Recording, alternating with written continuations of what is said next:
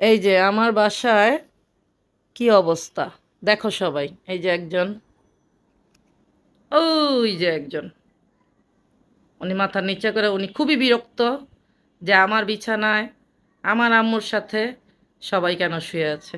আচ্ছা, ইনি তো নতুন মেহমান, ইনাদের মালিককে এখনো খুঁজে পাওয়া যায় নাই। কালকে দিনের বেলা ইনশাল্লাহ বের হব, বের হয়ে দেখি দোকানদারদের এদিকে আশেপাশে বাসায় খোঁজ খবর নিয়ে পাওয়া যায় কিনা।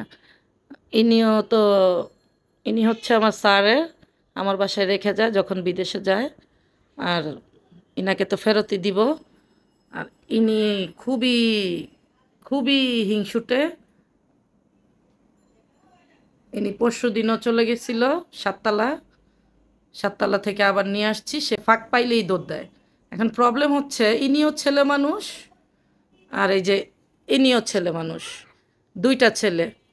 এখন একটা যদি, এটা যদি মেয়ে হইতো আমি একদম মানে কোনোদিনও আমি এটার মালিক খুঁজতাম না, উল্টারা লুকায় রাখতাম, যার বিড়াল হয়েছে হোক, রেখে দিতাম। বাট ইনি হচ্ছে ছেলে মানুষ, এখন দুইটা ছেলে তো আর বাসার মধ্যে একটা মেয়ে ছাড়া রাখা যায় না, তাই না?